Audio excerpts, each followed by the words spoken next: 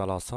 সপ্তম শ্রেণীর ষান্মাসিক মূল্যায়ন 2024, বিষয় শিল্প সংস্কৃতি, তারিখ হচ্ছে 6/7/2024। ঠিক আছে, তো এটি হচ্ছে তোমাদের অ্যাসাইনমেন্ট নাম্বার 2। ইতিমধ্যে অ্যাসাইনমেন্ট নাম্বার 1 কিন্তু প্রকাশ করা হয়েছে, সেটি অবশ্যই ভিডিওটি দেখে নিবে প্লেলিস্ট থেকে।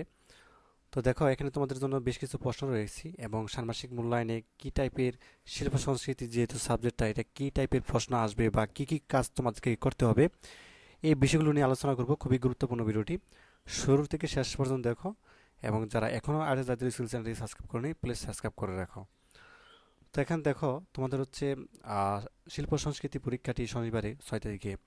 তো অ্যাসাইনমেন্টে একে আমরা 2টি প্রশ্ন দেখিয়েছিলাম, সেটা অবশ্যই দেখে নিবে।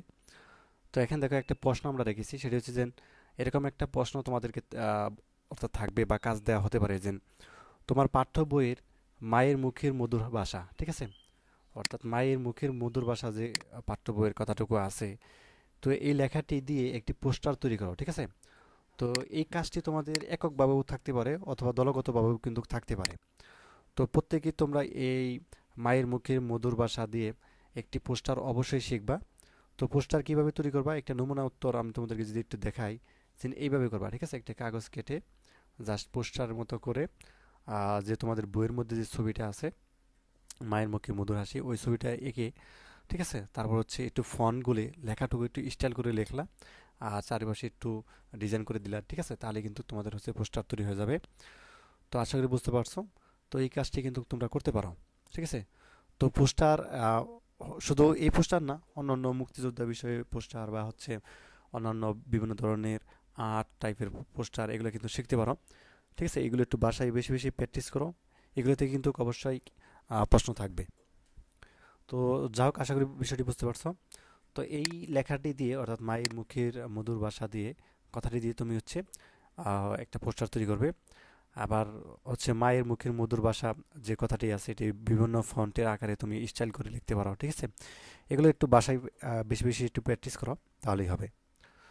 তো তারপর দেখো, তোমাদের জন্য আরেকটি প্রশ্ন রেখেছি, সেটি হচ্ছে যে তোমার নিজ এলাকার যে কোনো একটি আঞ্চলিক গান বাছাই করে লেখো বা গাও। ঠিক আছে, অর্থাৎ এরকম যেহেতু শিল্প সংস্কৃতির সাবজেক্ট, তোমাকে একটি গানও বলতে বলা হতে পারে অথবা হচ্ছে আঞ্চলিক একটি গান লিখতে বলতে বলা হতে পারে, অর্থাৎ লিখে তারপর হচ্ছে গাইতে বলা হতে পারে। ঠিক আছে, কাজে তুমি হচ্ছে বিভিন্ন গুগল থেকে বা হচ্ছে যে কোনো পাঠ্যপুস্তক থেকে নিজ এলাকার আঞ্চলিক যে গানগুলো আছে সেগুলো হচ্ছে সংগ্রহ করে লিখতে পারো। তো এখানে একটি গান দেওয়া আছে, এটি অবশ্য আঞ্চলিক গান হচ্ছে তোমার চিটাগংয়ের অর্থাৎ চট্টগ্রামের একটি আঞ্চলিক গান রয়েছে এখানে। তো তুমি চাইলে এই গানটিও খাতায় লিখে তারপর হচ্ছে পড়তে পারো। ঠিক আছে, তো এই ভাষাগুলো অনেক বুঝতে পারবে না যেহেতু আঞ্চলিক ভাষা, আঞ্চলিক ভাষায় গান। যেমন এখানে বলা আছে, ওরে কালা ভুমরা আয়াজু ফুলের করা। ঠিক আছে, কলিতে বই মুখ কান লাগাইলো। তো যাই হোক, এগুলো আঞ্চলিক ভাষা, তোমাদের হচ্ছে অনেকে বুঝতে পারবে না। এটা হচ্ছে চট্টগ্রামের ভাষা। ঠিক আছে, তো চট্টগ্রামের ভাষায় একটা গান লেখা হয়েছে, তুমি হচ্ছে 2 6 লাইন লিখে জাস্ট খাতায় লিখে তুমি হচ্ছে গাইতে পারো বা বলতে পারো। তো যাই হোক, এটা কিন্তু একটা এক ধরনের যোগ্যতা তোমার যাচাই করতে পারে। তো অবশ্যই খাতায় লিখে নিতে পারো। ঠিক আছে, যারা আঞ্চলিক গান খুঁজে পাচ্ছ না, তো খাতায় কিন্তু লিখে নিতে পারো। তো ধন্যবাদ সবাইকে। আরেকটি প্রশ্ন আছে তোমাদের শেষ, সেটি হচ্ছে দলগত একটা কাজ রয়েছে তোমাদের, এটি খুবই গুরুত্বপূর্ণ। সেটি হচ্ছে যে দলগত কাজ, শরীর দিয়ে বিভিন্ন ধরনের নকশা তৈরি করা। ঠিক আছে, তো এই কাজটি তোমরা বইয়ের মধ্যে হয়তো বা করেছো অনেকে। তো শরীর দিয়ে বিভিন্ন ধরনের নকশা কিন্তু তৈরি করা যায়, শাপলা আঁকা যায় বা ত্রিভুজ আঁকা যায়, চতুর্ভুজ আঁকা যায়। ঠিক আছে, অর্থাৎ এটা কিন্তু দলগত কাজ হবে। তো দলগত কাজ ভাবে হচ্ছে তুমি 5 জন বা 6 জন করে বা হচ্ছে কম বেশি হতে পারে। তো এরকমভাবে